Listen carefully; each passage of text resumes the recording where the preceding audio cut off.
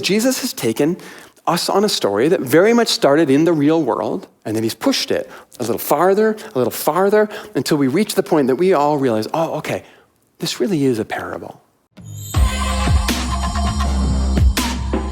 That's important to understand, because Jesus' point here is not that Levites are bad guys, or that all professional ministers are jerks, nor is his point that Samaritans are cute and cuddly and full of gold coins.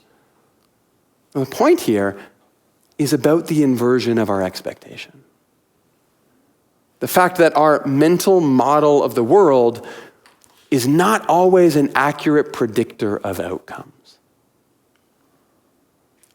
I really like the way that Joel Green summarizes this in his commentary on Luke. He says, the importance of the priest and the Levite is not about ethnicity, but instead raises much larger issues of a sociocultural variety. Priests and Levites shared high status in community, not because they were trained or they were chosen, but simply because they are born into the right family. They participated in, and they were legitimated by a world with circumspect boundaries. They epitomized a worldview of tribal consciousness concerned with relative status and us versus them catalogs. They had become accustomed to being evaluated on the basis of their ancestry, not their actions. In other words, everything about their world told them they weren't like other people, and slowly they had started to believe it. And the problem is, once you start to believe that you are fundamentally not like someone, you will slowly lose your obligation to that someone. You won't act like a neighbor toward them, and then according to Jesus, well, you'll no longer be a neighbor to them.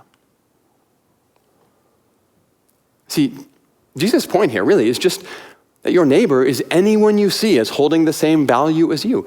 And the trick is that the more people we can allow ourselves to see that way, well, then the closer we will find ourselves to the life that God imagines for us.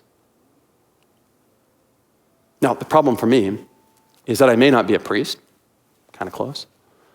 I'm certainly not part of some special tribe, but I am actively being told right now that the circumstance of being born in Canada makes my concerns more valid than others, or that owning my house means I hold more stake than my neighbors.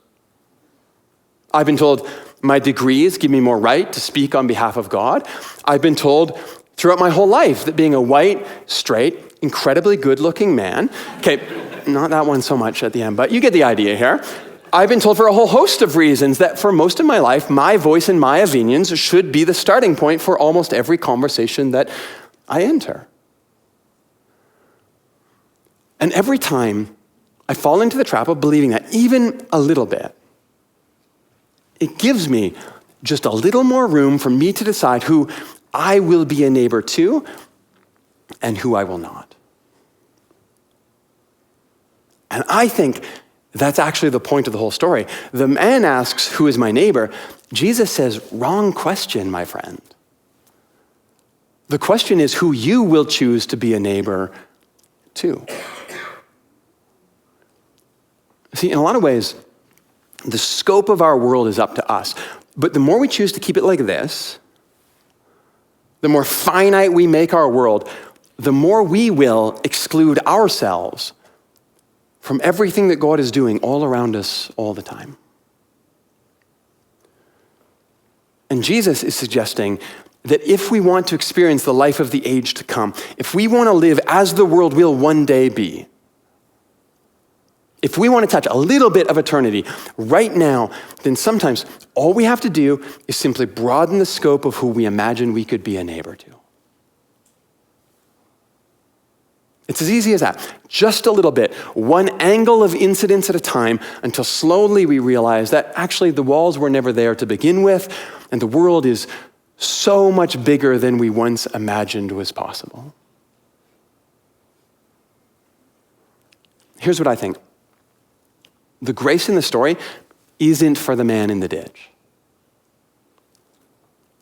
The grace is for those of us invited to wake up to what the world could be right now. simply because we allow our mental model of neighbor to be a little bit bigger than we thought it could be. You see, the life of the age to come begins one new neighbor at a time. But if we want, it can start today.